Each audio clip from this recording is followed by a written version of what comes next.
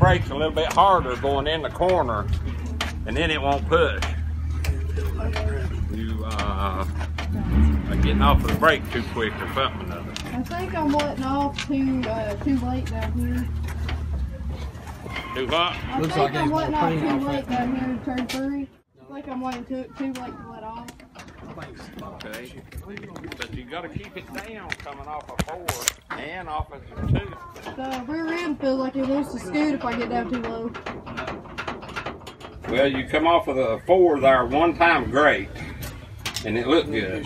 If I don't hammer it, it'll come off good, but if I hammer it, then it starts getting sideways. Something been rubbing.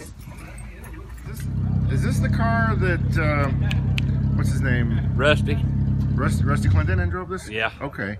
Before that, Royce Peters. He won races in this car, didn't he? Yeah. Did Rusty win in this car? No, he run second a couple of times. Okay. So this car's got a great pedigree, though. Yeah.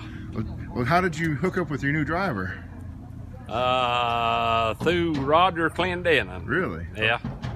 Okay, he introduced you guys? Yeah. Well, I mean, but you had to make a deal of some sort, though. Did you guys get together? Yeah, me and her dad got together and made a deal for her to drive. Okay. How many races you guys run together? How many we're going to? Yeah. I hope all of them. Really? Okay. But we may not get to, but I hope so. And, well, this is your first time out in a big V8 like this. What was it like? Fast. It's a lot different than what I'm used to racing, which is the go-karts and occasionally a super truck, but it's a lot different from all of it. Yeah. Do you know anything about the history of your car owner and how long he's been doing this? Yeah, I think I got me a champion on my hands. So. Multi-champion. Oh yeah, yeah. After the season we had last year, we're pretty blessed to be with Paul here, and I don't think I could have found a better team. To start another season with. Are you kind of like a sponge soaking in all the knowledge you can right now? I try to be. Yeah. I listen to everything that we can talk about.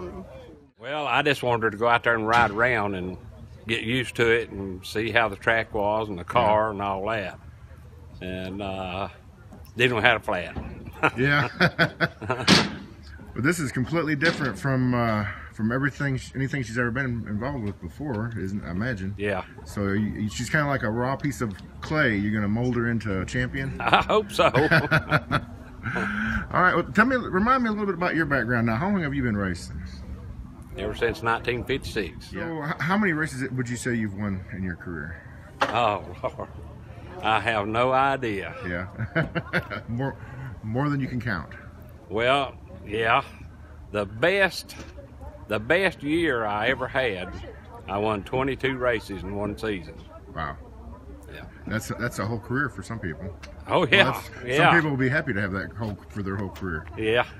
Well, so what kind of knowledge do you hope to pass on to Hannah to help make her a better race car driver? Well, I just hope that I can get her to where she can go around the racetrack, you know, like the way we do, you know. And if I keep talking to her, maybe I can, you know. And I was wanting to take my car out there and let her follow me to see where I was running, and then we didn't bring no spare tires, and she had a flat. So you got 7 tires and 2 cars. Yeah. Well, Hannah, tell me about what is your goal for this season? What would you like to achieve? We would like to run full time and win Rookie of the Year like Rusty did in this car. Yeah.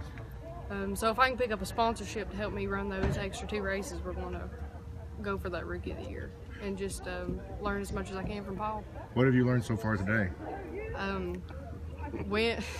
Lots actually. It's trying to get off these corners without spinning her around. So. Yeah. This is like miniature Martinsville, hairpin corners. Yeah. It's not like I always talked about. She's got a lot of experience at Newport.